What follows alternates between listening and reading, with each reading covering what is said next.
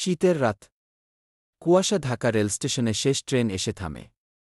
কয়েকজন যাত্রী দ্রুত নেমে যায়, কেউ কেউ তাড়াহুড়ো করে বাড়ির পথে পা বাড়ায়।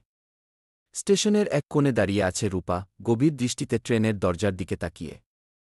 তার চোখে এক ধরনের প্রতীক্ষা, এক ধরনের ব্যাকুলতা। রোজ এই সময় সে এখানে আসে, শেষ ট্রেনের জন্য অপেক্ষা করে।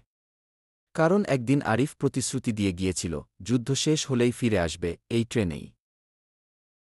কিন্তু ৬ মাস পেরিয়ে গেছে, আরিফ আর আসেনি। কেউ বলে সে হয়তো যুদ্ধক্ষেত্রেই হারিয়ে গেছে। কেউ বলে সে হয়তো আর বেঁচে নেই।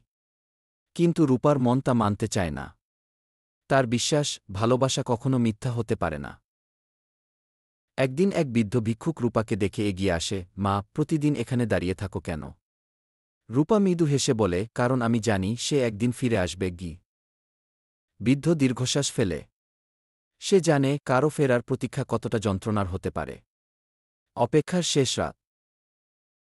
সেদিন ছিল পূর্ণিমার রাত। স্টেশনের বাতিগুলো ঝাপসা হয়ে আসছিল কুয়াশার চাপে। রূপা সেই চিরচেনা জায়গায় দাঁড়িয়ে ট্রেনের অপেক্ষা করছিল। ট্রেন আসতে মাত্র ২ মিনিট বাকি। হঠাৎ পেছন থেকে একটা পরিচিত গলা ভেসে এল, রূপা। রূপার বুক কেঁপে উঠল। সে ধীরে ধীরে পেছনে ফিরে তাকাল। আরিফ,